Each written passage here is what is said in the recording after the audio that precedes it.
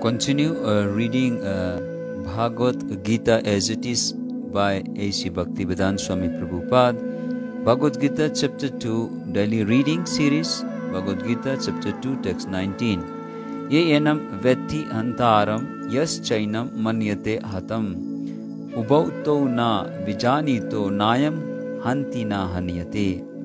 Translation.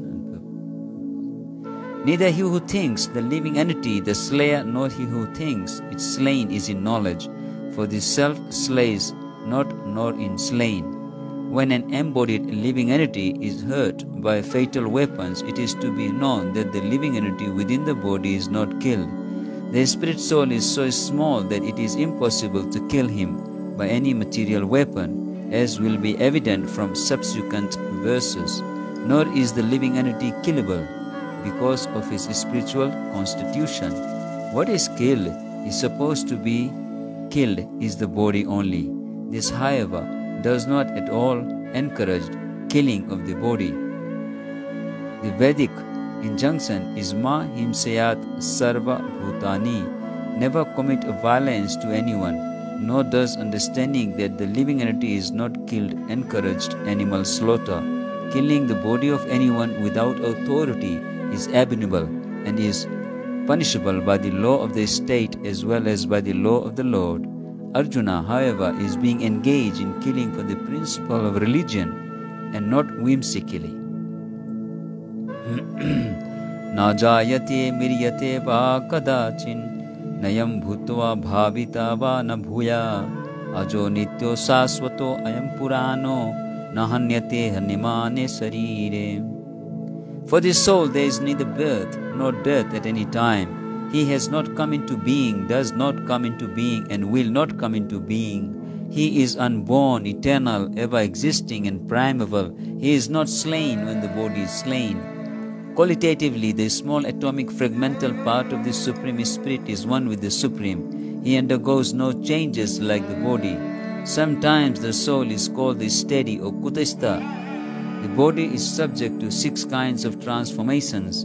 It takes its birth from the womb of the mother's body, remains for some time, grows, produces some effects, gradually dwindles, and at last vanishes into oblivion. The soul, however, does not go through such changes. The soul is not born, but because it takes on a material body, the body takes its birth. The soul does not take a birth there, and the soul does not die. Anything which has birth also has death, and because the soul has no birth, he therefore has no past, present, or future. He is eternal, ever-existing, primeval. That is, there is no trace in history of his coming into being. Under the impression of the body, we seek the history of birth, etc. of the soul. The soul does not at any time become old as the body does. The so-called old man therefore feels himself to be in the same spirit as in his childhood or youth. The changes of the body do not affect the soul. The soul does not deteriorate like a tree, nor anything material. The soul has no byproduct either. The byproduct of the body, namely children, are also different individual souls, and owing to the body they appear as children of a particular man. The body develops because of the soul's presence. But the soul has neither offshoots nor change. Therefore, the soul is free from the 6 changes of the body. In the Kathopanishad 1-18, we also find a similar passage which reads, Na jayate miryate va vipaschinnayam kutaschinna bhavva kaschit ajo nisto sasvatoyam purano nahanyate hanimane sharire. The meaning and the purport of this verse is the same as in the Bhagavad Gita. But here in this verse there is one special word, vipaschit, which means learned or without knowledge. The soul is full of knowledge or full always with consciousness. Therefore, consciousness is the symptom of the soul. Even if one does not find the soul within the heart where he is situated, one can still understand the presence of the soul simply by the presence of the consciousness. Sometimes we do not find the sun in the sky owing to clouds or for some other reason, but the light of the sun is always there, and we are convinced that it is there for daytime. As soon as there is a little light in the sky early in the morning, we can understand that the sun is in the sky. Similarly, Since there is some consciousness in all bodies, whether man or animal, we can understand the presence of the soul. The consciousness of the soul is, however, different from the consciousness of the Supreme, because the Supreme Consciousness is all knowledge, past and present and future. The consciousness of the individual soul is prone to be forgetful. When he is forgetful of his real nature, he obtains education and enlightenment from the superior lessons of Krishna. But Krishna is not like the forgetful soul. If so, Krishna's teaching of Bhagavad Gita would be useless. There are two kinds of souls, namely the minute particle soul Anuatma and the super soul Vibhuatma. This is also confirmed in the Katha Upanishad 1-20 in this way. Anor aniyam mahato mahyan atmasya jantur nihito guhayam tam akratuh pasyati vitasoko dhatur prasadan mahimanam atmanaha. Both the super soul Paramatma and the atomic soul Jivatma are situated in the same tree of the body, within the same heart of the living being, and only one who has become free from all material desires as well as lamentations can, by the grace of the Supreme, understand the glories of the soul. Krishna is the fountainhead of the super soul also, as it will be disclosed in the following chapters, and Arjuna is the atomic soul, forgetful of his real nature. Therefore he requires to be enlightened by Krishna, or bona fide representative, the spiritual master. Veda vinasinam nityam ya enam ajam avayam katham sa purusa partha kam khatayati hantikam. O Partha, how can a person who knows that the soul is indestructible, eternal, unborn, and immutable kill anyone or cause anyone to kill? Everything has its proper utility, and a man who is situated in complete knowledge knows how and where to apply a thing for its proper utility. Similarly, violence also has its utility, and how to apply violence rests with the person in knowledge. Although the justice of the peace awards capital punishment to a person condemned for murder, the justice of the peace cannot be blamed, because he orders violence to another person according to the codes of justice. In Manu Samhita, the law book for mankind, it is supported that a murderer should be condemned to death, so that in his next life he will not have to suffer for the great sin he has committed. Therefore, the king's punishment of hanging a murderer is actually beneficial. Similarly, when Krishna orders fighting, it must be concluded that violence is for supreme justice, and thus Arjuna should follow the instructions, knowing well that such violence committed in the action of fighting for Krishna is not violence at all, because at any rate the man, or rather the soul, cannot be killed. So for the administration of justice, so-called violence is permitted. A surgical operation is not meant to kill the patient, but to cure him. Therefore, the fighting to be executed by Arjuna at the instructions of Krishna is with full knowledge, so there is no possibility of sinful reaction. Vasamsi jirinani yata vihaya navani girinati naro aparani tatha sarirani vihaya jirinani anyani samyati navani dehi. As a person puts on new garments, giving up old ones, the soul similarly accepts new material bodies, giving up the old and useless ones. Change of body by the atomic individual soul is an accepted fact. Even the modern scientists, who do not believe in the existence of the soul, but at the same time cannot explain the source of energy from the heart, have to accept continuous changes of body which appear from childhood to boyhood, and from boyhood to youth, and again from youth to the old age. From old age, the change is transferred to another body. This has already been explained in the previous verse 213. Transference of the atomic individual soul to another body is made possible by the grace of the super soul. The super soul fulfills the desire of the atomic soul as one friend fulfills the desire of another. The Vedas, like the Mundaka Upanishad as well as the Shwetasvatara Upanishad, compare the soul and the super soul to two friendly birds sitting on the same tree. One of the birds, the individual atomic soul, is eating the fruit of the tree, and the other bird, Krishna, is simply watching his friend. Of these two birds, although they are the same in the quality, one is captivated by the fruits of the material tree, while the other is simply witnessing the activities of his friend. Krishna is the witnessing bird and Arjuna is the eating bird. Although they are friends, one is still the master and the other is the servant. Forgetfulness of this relationship by the atomic soul is the cause of one's changing his position from one tree to another or from one body to another. The Jiva soul is struggling very hard on the tree of the material body, but as soon as he agrees to accept the other body as the supreme spiritual master, as Arjuna agreed to do by voluntary surrender unto Krishna for instruction, the subordinate bird immediately becomes free from all lamentations.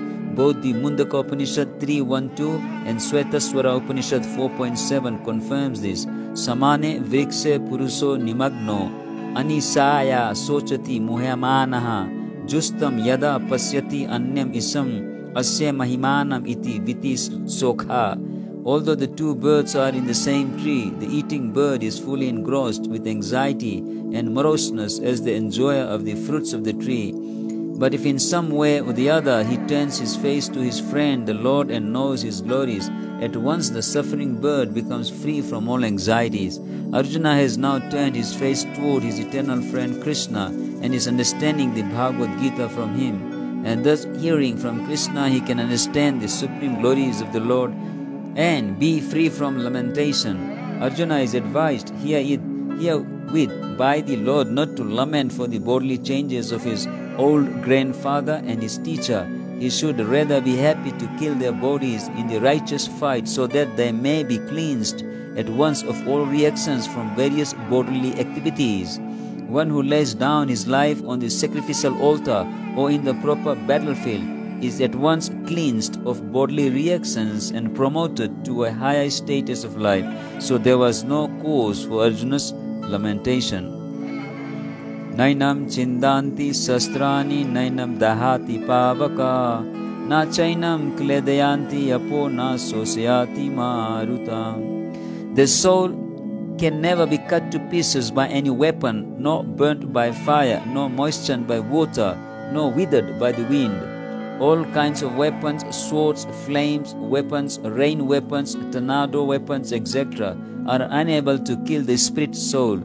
It appears that there were many kinds of weapons made of earth, water, air, ether, etc. In addition to the modern weapons of fire, even the nuclear weapons of the modern age are classified as fire weapons. But formerly there were other weapons made of all different types of material elements. Fire weapons were counteracted by water weapons, which are now unknown to modern science. Nor do modern scientists have knowledge of tornado weapons. Nonetheless, the soul can never be cut into pieces, nor annihilated by any number of weapons, regardless of scientific devices. The Mayavadi cannot explain how the individual soul came into existence simply by ignorance and consequently become covered by the illusory energy. Nor was it ever possible to cut the individual souls from the original Supreme Soul. Rather, the individual souls are eternally separated of the parts of the Supreme Soul. Because they are atomic individual souls eternally sanatana, they are prone to be covered by the illusory energy, and thus they become separated from the association of the Supreme Lord, just as the sparks of the fire, although one in equality with the fire, are prone to be extinguished when out of the fire. In the Varaha Purana, the living entities are described as separated parts and parcels of the Supreme. They are eternally so. According to the Bhagavad Gita also, so even after being liberated from illusion, the living entity remains a separate identity, as is evident from the teachings of the Lord to Arjuna. Arjuna became liberated by the knowledge received from Krishna, but he never became one with Krishna. Acheddo ayam adayah ayam akledya sosya yevacha nitya sarvagata sthanu rachalo ayam sanatanam. This individual soul is unbreakable and insoluble and can be neither burnt nor dried. He is everlasting, present everywhere, unchangeable, immovable, and eternally the same. All these qualifications of the atomic soul definitely prove that the individual soul is eternally the atomic particle of the spirit whole. and he remains the same atom eternally without change. The theory of monism is very difficult to apply in this case because the individual soul is never expected to become one homogeneously. After liberation from material contamination, the atomic soul may prefer to remain as a spiritual spark in the effulgent rays of the Supreme Personality of Godhead. But the intelligent souls enter into the spiritual planets to associate with the Personality of Godhead. The word Sarvagata, all-pervading, is significant because there is no doubt that the living entities are all over God's creations. They live on the land, in the water, in the air, within the earth, and even within the fire. The belief that they are sterilized in fire is not acceptable because it is clearly stated here that the soul cannot be burnt by fire. Therefore, there is no doubt that there are living entities also in the sun planet with suitable bodies to live there. If the sun globe is uninhabited, then the word Sarvagata, living everywhere, becomes meaningless. Avyakto ayam achinto ayam avikaryo yam uchate tasma devam vidit vainam nanu sochitam arhasi. It is said that the soul is invisible, inconceivable, and immutable. Knowing this, you should not grieve for the body. As described previously, the magnitude of the soul is so small for our material calculation that he cannot be seen even by the most powerful microscope. Therefore, he is invisible. As far as the soul's existence is concerned, no one can establish his existence experimentally beyond the proof of Shruti or Vedic wisdom. We have to accept this truth because there is no other source of understanding the existence of the soul. Although it is a fact by perception, there are many things we have to accept solely on grounds of superior authority. No one can deny the existence of his father based upon the authority of his mother. There is no source of understanding the identity of the father except by the authorities of the mother. Similarly, there is no source of understanding the soul except by studying the Vedas. In other words, the soul is inconceivable by human experimental knowledge. The soul is consciousness and conscious. That also is the statement of the Vedas, and we have to accept that. Unlike the bodily changes, there is no change in the soul. As eternally unchangeable, the soul remains atomic in comparison to the infinite Supreme Soul. The Supreme Soul is infinite and the atomic soul is infinitesimal. Therefore, the infinitesimal soul, being unchangeable, can never become equal to the infinite soul or the Supreme Personality of Godhead. This concept is repeated in the Vedas in different ways just to confirm the stability of the conception of the soul. Repetition of something is necessary in order that we understand the matter thoroughly without error.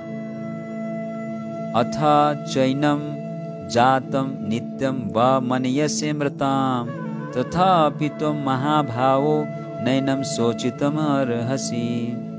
If, however, you think that the soul or the symptoms of the life will always be born and die forever, you still have no reason to lament, O mighty armed. There is always a class of philosophers almost akin to the Buddhists who do not believe in the separate existence of the soul beyond the body. When the Lord Krishna spoke the Bhagavad Gita, it appears that such philosophers existed, and they were known as the Lokaitikas and Vaibhasikas. Such philosophers maintain that life symptoms take place at a certain mature condition or material combination. The modern materialist scientists and materialist philosophers also think similarly. According to them, the body is a combination of physical elements, and at a certain stage, the life symptoms develop by interactions of the physical and chemical elements. The science of anthropology is based on this philosophy. Currently, many pseudo-religions, now becoming fashionable in America, are also adhering to this philosophy, as are the nihilistic, non-devotional Buddhist sects. Even if Arjuna did not believe in the existence of the soul, as in the Vaibhasika philosophy, there would still have been no cause for lamentation. No one laments the loss of a certain bulk of chemicals and he stops discharging his prescribed duty. On the other hand, In modern science and scientific warfare, so many tons of chemicals are wasted for achieving victory over the enemy.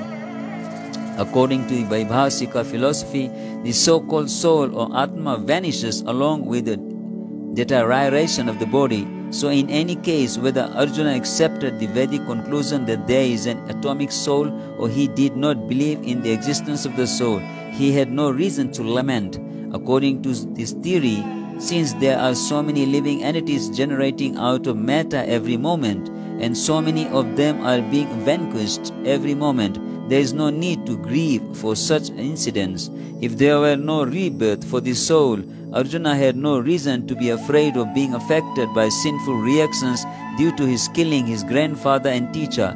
But at the same time, Krishna sarcastically addressed Arjuna as Mahabhahu, mighty arm, because he at least did not accept the theory of the Vaibhasikas, which leaves aside the Vedic wisdom. As a Kshatriya, Arjuna belonged to the Vedic culture, and it behooved him to continue to follow its principles.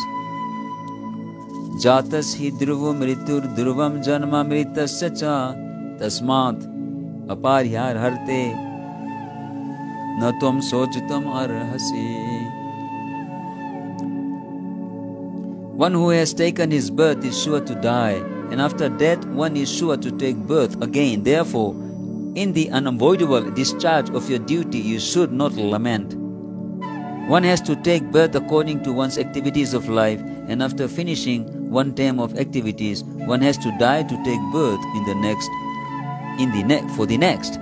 In this way, one is going through one cycle of birth and death after another without liberation. This cycle of birth and death does not, however, support unnecessary murder, slaughter, or war, but at the same time, violence and war are inevitable factors in human society for keeping law and order. The battle of Kurukshetra, being the will of the Supreme, was an inevitable event, and to fight for the right cause is the duty of a Kshatriya. Why should he be afraid or aggrieved at the death of his relatives, since he was discharging his proper duty?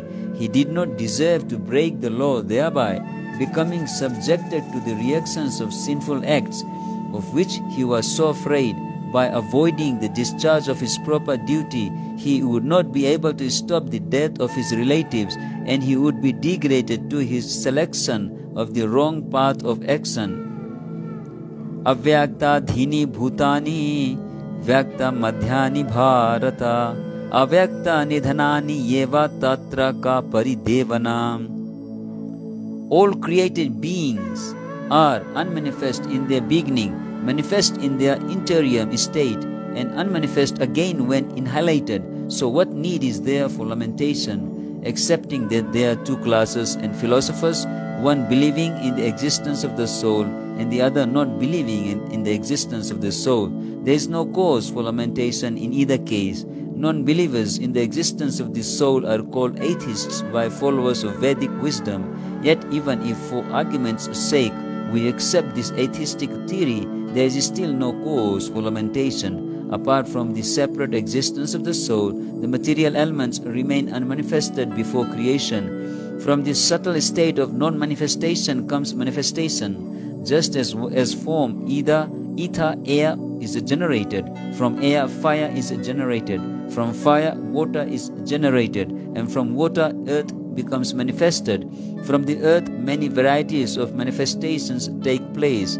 Take, for example, a big skyscraper manifested from the earth. When it is dismantled, the manifestation becomes again unmanifested and remains as atoms in the ultimate stage. The law of conservation of the energy remains, but in course of time things are manifested and unmanifested.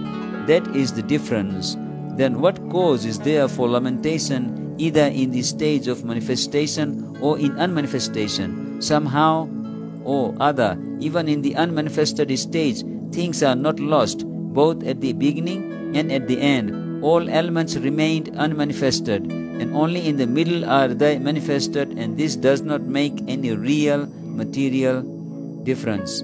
And if we accept the Vedic conclusion as is stated in the Bhagavad Gita, that these material bodies are perishable in due course of time, anta vanta ime deha, but that the soul is eternal, nitya swaktaha saririna, then we must remember always that the body is like a dress. Therefore, why lament the changing of a dress? The material body has no factual existence in relation to the eternal soul. It is something like a dream. In a dream, we may think of flying in the sky or sitting on a chariot as a king, but when we wake up, we can see that we are neither in the sky nor seated on the chariot. The Vedic wisdom encourages self-realization on the basis of the non-existence of the material body. Therefore, in either case, whether one believes in the existence of this soul or one does not believe in the existence of the soul, there is no cause for lamentation for loss of the body. Ascharya vat pasyati kaschin yenam. Ascharya vad vadati tathaiva chanya ascharya vat chainam anya shnoti sutvapi yenam vedana chaiva kaschit. Some look on the soul as amazing, some describe him as amazing, and some hear of him as amazing, while others, even after hearing about him, cannot understand him at all. Since Gita Upanishad is largely based on the principles of the Upanishads, it is not surprising to also find this passage in the Katha Upanishad 1-7. Shravanadyapi bahudbhir yovana labhya Shanavanti api abhavo ayam na vidyo Ascharya bhakta kusulosya labdha Ascharyosya jnata kusalanusistaha.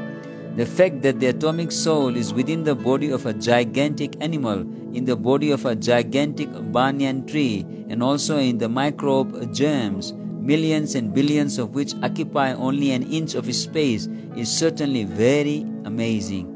Men with a poor fund of knowledge and men who are not austere cannot understand the wonders of the individual atomic spark of spirit, even though it is explained by the greatest authority of knowledge, who imparted lessons even to Brahma, the first living being in the universe. Owing to a gross material conception of things, most men in this age cannot imagine how such a small particle can become both so great and so small. So men look at the soul proper as wonderful either by constitution or by description, illusioned by the material energy. People are so engrossed in subject matters for sense gratification that they have very little time to understand the question of self-understanding, even though it is a fact that without this self-understanding, all activities result in ultimate defeat in the struggle for existence.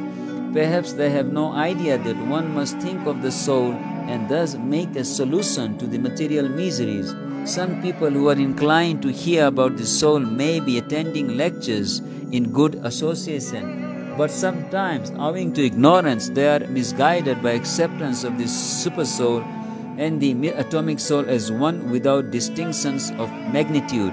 It is very difficult to find a man who perfectly understands the position of the super soul, the atomic soul, their respective functions and relationships and all other major and minor details. And it is still more difficult to find a man who has actually derived full benefit from knowledge of the soul and who is able to describe the position of the soul in different aspects.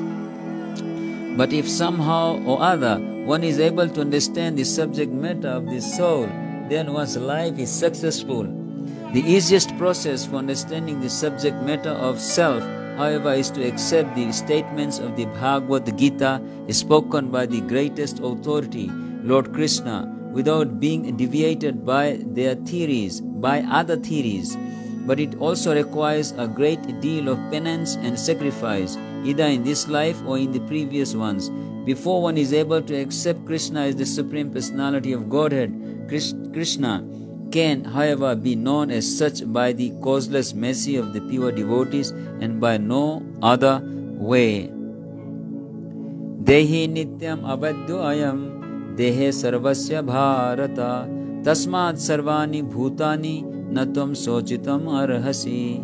O descendant of Bharata, he who dwells in the body can never be slain. Therefore, you need not grieve from any living being. The Lord now concludes the chapter of instructions on the immutable spirit soul.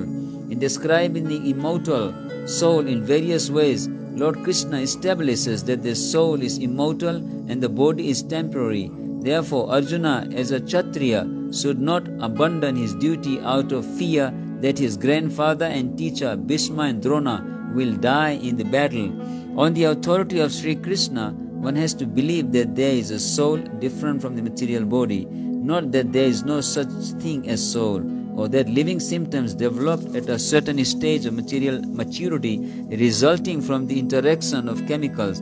Though the soul is immortal, violence is not encouraged, but at the same time of war, it is not discouraged when there is actual need for it. That need must be justified in terms of the sanction of the Lord and not capriciously. Swadharmanapi cha veksya na vikampitum arhasi dharmya adhiuchat shreyanya kshatriyasya na vidiyate. Considering your specific duty as a Kshatriya, you should know that there is no better engagement for you than fighting on religious principles, and so there is no need for hesitation. Out of the 4 orders of social administration, the second order for the matter of good administration is called Kshatriya. Kshat means hurt. One who gives protection from harm is called Kshatriya. Trayate, to give protection. The Kshatriyas are trained for killing in the forest. A Kshatriya would go into the forest and challenge a tiger face to face and fight with the tiger with his sword. When the tiger was killed, it would be offered the royal order of cremation. This system has been followed even up to the present day by the Kshatriya kings in Jaipur state. The Kshatriyas are especially trained for challenging and killing because religious violence is sometimes a necessary factor. Therefore, Kshatriyas are never meant for accepting directly the order of sannyas or renunciation. Non-violence in politics may be a diplomacy, but it is never a factor or principle. In the religious law books, it is stated, Ahavesu mitho anyanyam jigam santo mahiksitaha yudhamana param saktya swargamyanti apran mukha yagnesu Pasafo Brahman Hanyate Satatam Dvija Samaskrita Kila Mantraischa Teyapi Swargam Abapnubam. In the battlefield, a king or Kshatriya, while fighting another king envious of him, is eligible for achieving the heavenly planets after death, as the Brahmanas also attain the heavenly planets by sacrificing animals in the sacrificial fire. Therefore, killing on the battlefield on religious principles and killing animals in the sacrificial fire are not at all considered to be acts of violence, because everyone is benefited by the religious principles involved. The animal sacrifice gets a human life immediately without undergoing the gradual evolutionary process from one form to another, and the Kshatriya killed on the battlefield also attain the heavenly planets, as do the Brahmanas who attain them by offering sacrifice. There are 2 kinds of swadharmas, specific duties. As long as one is not liberated, one has to perform the duties of his particular body in accordance with religious principles in order to achieve a liberation. When one is liberated, one's swadharma, a specific duty, becomes spiritual and is not in the material bodily concept. In the bodily conception of life, there are specific duties for the Brahmanas and Kshatriyas respectively, and such duties are unavoidable. Swadharma is ordained by the Lord, and this will be clarified in the 4th chapter. On the bodily plane, Swadharma is called Varnashma Dharma, or man's stepping stone for spiritual understanding. Human civilization begins from the stage of Varnashrama Dharma, or specific duties in terms of the specific modes of nature of the body obtained. Discharging one's specific duty in any field of action in accordance with the orders of higher authorities serves to elevate one to a higher stage of life. Yadra chaya chopapannam swarga dwaram apavritam sukhina kshatriya partha labante yudham idrisham. O Partha, happy are the Kshatriyas to whom such fighting opportunities come onslaught, opening for them the doors of the heavenly planets. The supreme teacher of the world, Lord Krishna, condemns the attitude of Arjuna, who said, I do not find any good in this fighting. It will cause perpetual habitation in hell. Such statements by Arjuna were due to ignorance only. He wanted to become non-violent in the discharge of his specific duty. For a Kshatriya to be on the battlefield and to become non-violent is the philosophy of fools. In the Parasar Smriti, or religious quotes made by Parasar, the great sage and father of Vyasdev, it is stated, Kshatriya hi praja raksham sastra pani pradandayan nirjitya parasaniyadi sitam dharmena palayat. The Kshatriya's duty is to protect the citizens from all kinds of difficulties, and for that reason he has to apply violence in suitable cases for law and order. Therefore, he has to conquer the soldiers of inimical kings, and thus, with religious principles, he should rule over the world.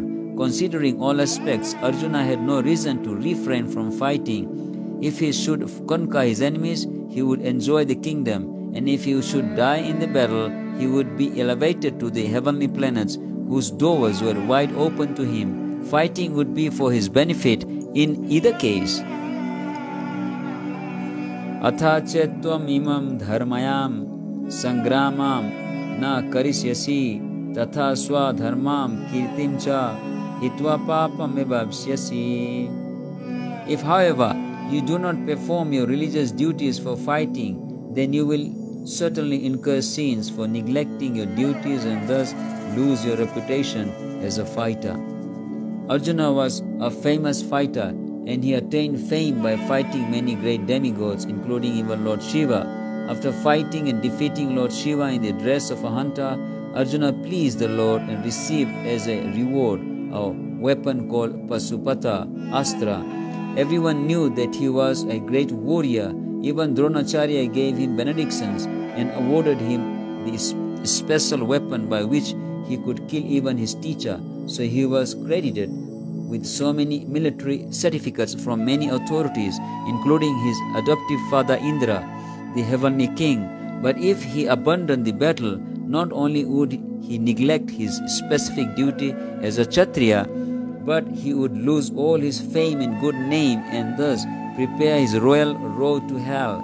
In other words, he would go to the hell not by fighting but by withdrawing from battle.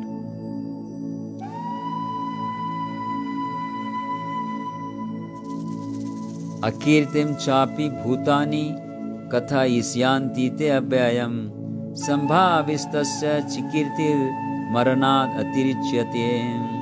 People will always speak of your infamy, and for a respectable person, dishonor is worse than death. Both as friend and philosopher to Arjuna, Lord Krishna now gives his final judgment regarding Arjuna's refusal to fight.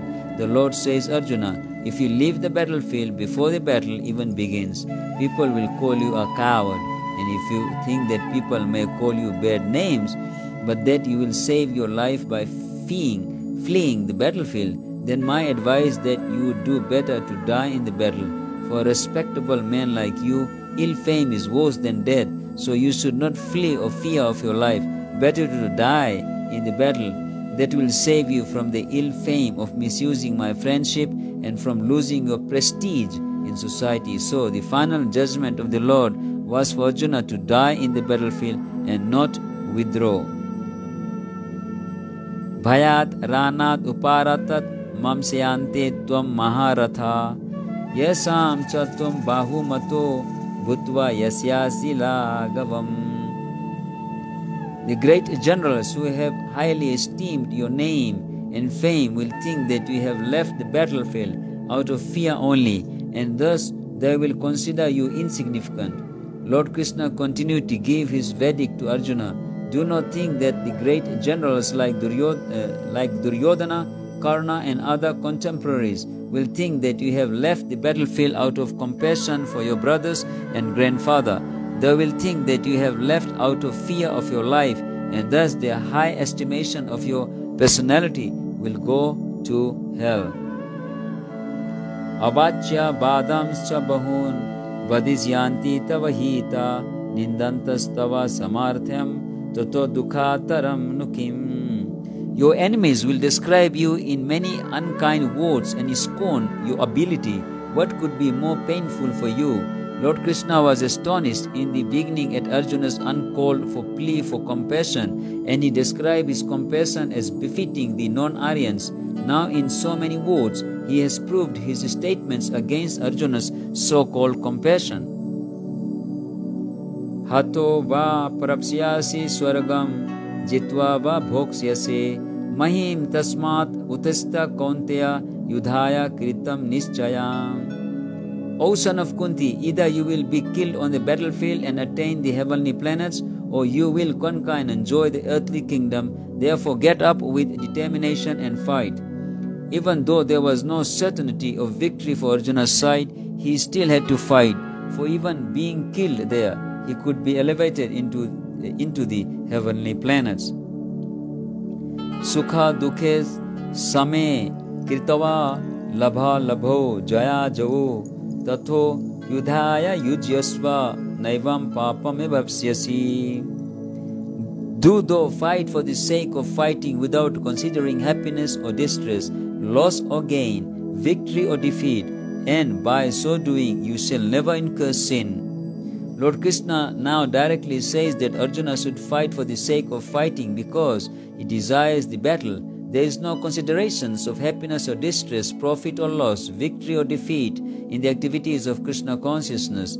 That everything should be performed for the sake of Krishna is transcendental consciousness. So there is no reaction to material activities. He who acts for his own sense gratification, either in goodness or in passion, is subject to the reaction, good or bad.